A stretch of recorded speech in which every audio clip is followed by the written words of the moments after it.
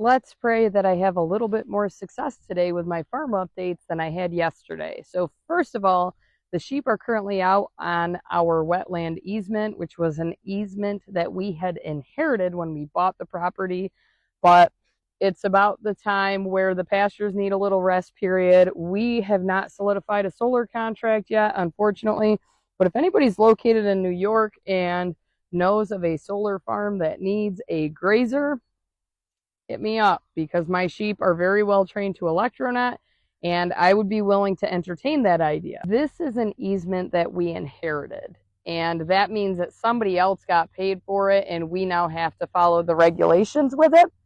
And if you're not familiar with what a wetland easement is, I went over this last year, but basically this is now a preserved wetland and we are very restricted on uses of what we can and cannot do with it. So we're managing it this way instead of mowing it.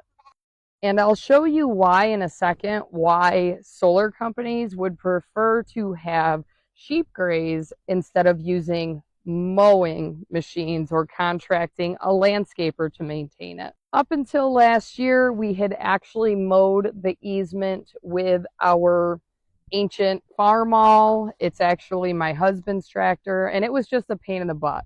Of course, there are restrictions on what time of year and seasons you can mow in. I'm going to show you the area that we just moved the sheep from and where they are today. This is where they just came from.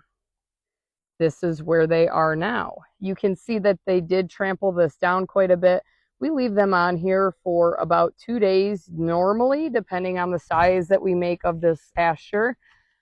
But you can see that there's a lot of trample down. By leaving them on here for 2 days, it does force them to graze it further. So yesterday when we came out, most of this area was trampled down like this, the entirety of it.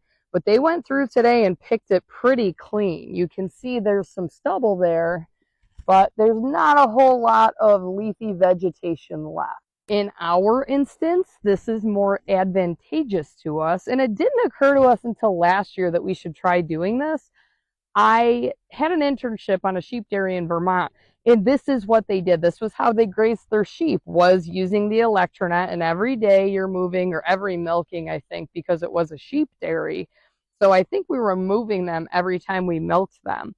But this is a much more environmentally friendly way of managing this area than using a tractor, because more often than not, when my husband came out here with the tractor, I was always worried he was going to get stuck because there are like hills and ruts and all sorts of things because the wetland is right over there. This property borders the wetland that is on our property. So although this isn't wetland specifically, they do have this falling under the easement that the previous owner got paid for in preserving that wetland. This also is nostalgic to me because I did a summer internship in Vermont where we had sheep. Obviously, they were not Katahdin sheep. We have Katahdin hair sheep. At that dairy farm, we had Lacoon and East Frisian, but it brings it back. My lambs are doing very well.